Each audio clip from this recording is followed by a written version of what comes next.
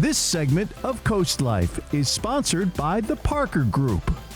Well, CoastLife, we started the year off talking about design trends in your home that are going to be trendy for 2025. Here we are now, halfway through the year. We're going to see maybe those trends held up, maybe some of them have changed. And of course, we've got Rachel Parker with the Parker Group joining us on the CoastLife couch to discuss some of those trends. Because you guys, not only do you have your finger on the pulse of all things real estate related in sort of the numbers realm, but also the design trends that folks are kind of keeping their homes up to date, whether they're buying, whether they're selling. So what are you kind of seeing right now? Have some of those early trends held up? Have things changed? What are we looking at?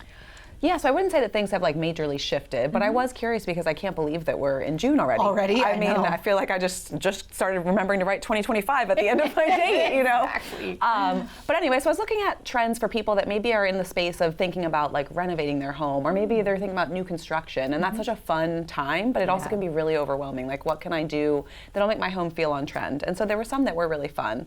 One short one that I loved was just thinking about statement lighting pieces. And so I think a lot of times, especially when you're building a home, you have so many decisions to make, like paint color, flooring, like appliances, It's siding, a truly blank slate. everything. It's scary. Exactly. And then by the time you get down to lighting, for some people they're just like, just give me the silver package or give me the gold package and they're done. But when you do invest a little bit of extra time to find like a really cool chandelier or really unique oversized pendants for your kitchen island, things like that, it goes a long way to make your house not feel builder grade and standard and just to feel a little bit extra special. So I loved that trend. Yeah, that's a great idea. I think we sort of had a similar feeling when we redid our kitchen. I was like, maybe we should change the light out. And then by the time we were done, we were like, ugh, it's been too much. Fine. Maybe that'll be a project for another day. Yeah. I also understand you have sort of a cute story for us. Oh, this is totally left turn, but I was driving in here today and I was thinking about how much I love Delmarva, and this is why. So I'm pulling up to an intersection and all the cars are stopped. I'm like, oh my gosh, what's going on? Some guy had a load of lumber and he must have, he let someone like me pack it, I guess, because it spilled out the back of his truck in the middle of an intersection. Oh no. But what had stopped traffic is every single person that was parked at that front of that intersection had stopped their cars, blocked the traffic, hopped out and helped this guy pick the lumber off in the rain, middle of the highway. And I was just like, oh, I love Delmarva. Like, can you imagine that happening in the middle of some like huge city? And they're like, get out of the way. Right. Nobody was honking. Everybody was helping. And I don't know. I just thought like, oh, what a great way to start my day. That can tie into our conversation about maybe making your house a little bit more unique. I think that is the amount of care that people have for each other, strangers, the community, whether you know the people in it or not by name yet. Yeah. I think that is one of the things that makes Delmarva so unique. I see people stop for turtles all the time too. Like I'm one of those people. I'm one of them. Yes. Carried a snapping turtle across the road in high heels, Yes, literally. But I think those are all some of the things that make it so special. And maybe you want your home to be special. So what are some of the other trends maybe that you guys are seeing? So back to the regularly scheduled programming. But the other two, one was super fun. Never heard this term before, but it's called color drenching. And so I think all of us, when we think a wall color, white ceiling, white trim, right?